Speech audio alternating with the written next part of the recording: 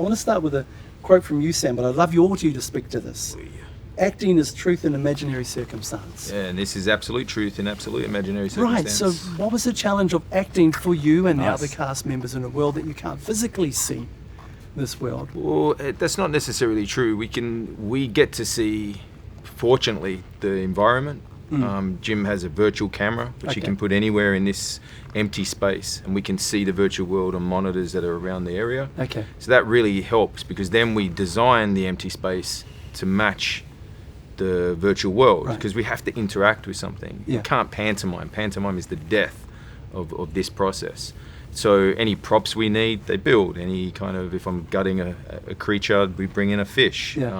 Characters wear costumes that help them come alive. So even though it seemingly it says it's a blank space, it isn't. We problem solve and build into that space everything we need to find that truth. The one thing that is not present in that setup, though, is the ripped midsection for me.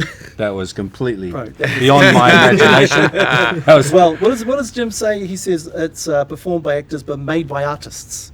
That's right? good. So that's where the abs come in, brother. Yeah.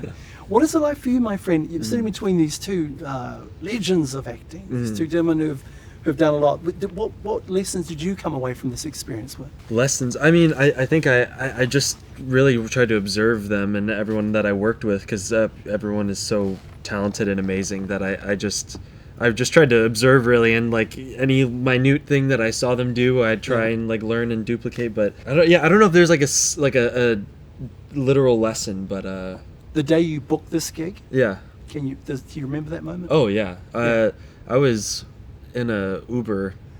Maybe this is before Ubers, maybe this is a taxi, I don't know. But it was like, right before Uber, but it was with my mom, and the casting director called my mom and said that I think he's got it. Coming from like a small town in Virginia. It was just like, it felt like I had just climbed Mount Everest, and I was just like, I never thought that I was going to be able to do something like that and accomplish something like that. How old were you?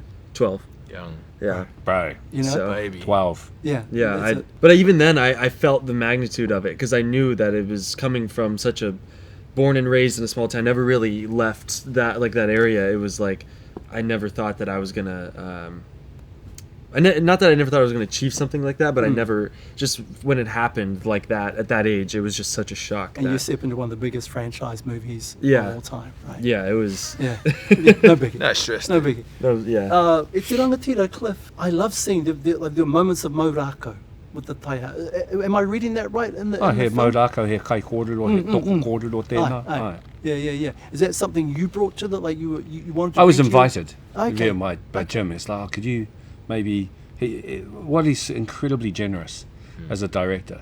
So some directors literally direct you and tell you what to do, which is can be really challenging. But what he does, he invites you and he lays out the options. He gives you options, and he says, invites you, like, this is what the scene needs, and then bring what do you want to bring, because that's why you're all is there something that you want to bring to the scene? Very respectful. Hugely respectful. And in terms of laying on to that sort of indigeneity and what I felt comfortable to bring from our taha Māori into the character and into the world of the play, he was very inviting, but also respectful that there's a line of appropriateness where those are big decisions for sure.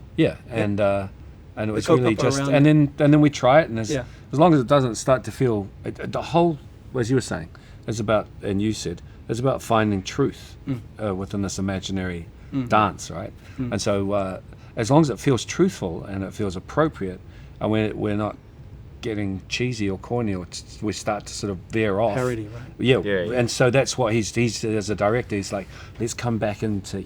Let's find it, and we find it with one another in the scenes. Like, I can't do those scenes in an empty space. It's my fellow, artists that I connect with them, and if I'm using these movements and I can feel these connections with you, then I feel that the scene's working. Would it be rude to ask you, when I walked in, Sam, you said you were giving props to Cliff? Can I ask what you were saying? Look, I think Cliff is incredibly proud of his heritage. That's just undeniable. I think it's you know, it's hard when you're an actor. You kind of are exposing yourself a lot, not only in your job but also in this part of the job. Yeah. And I think I love the fact that Cliff, you know, he has his own opinions. He has the opinions of his family and your traditions and cultures, and he has the opinions of understanding that what we're doing is play, and there's a marriage between all of this that he's balancing, and that he's actually, and it's incredible to watch him explain, you know, why he's proud of what he's bringing into the Avatar world, which may have come from his culture. Yeah. At the same time as recognizing to his culture that it's not, he's not taking it for granted. He's not using it. He's not, you know, misappropriating it. It's out of reverence and love of a creative process, and backwards. You know, there's many times that Cliff would say, "No, I don't want to do that," or, you know, and push back at Jim, or "No, that's not appropriate. I don't want to go there." That's someone that cares deeply for where he's come from, and I'm proud to have him as my friend. He's a humble man. So. Yeah, it's all right. Oh, a practical example of that. Yeah. There was a scene, I think it's in the Avatar 2, when we meet this whole culture. Yeah. And there's a scene, I think it's between us, and I'm busy mending nets and weaving. And I was like, well, I don't know how to do that, but I know.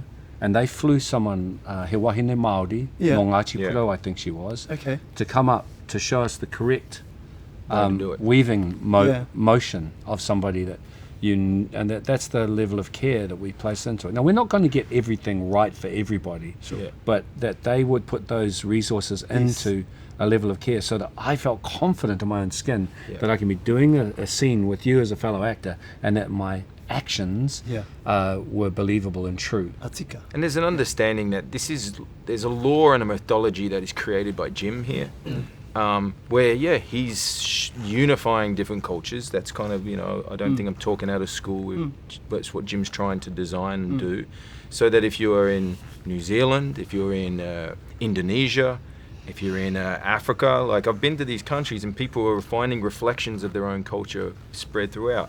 It's not done out of Jim mining these cultures. It's definitely done out of his love and respect for diversity, diversity and beliefs.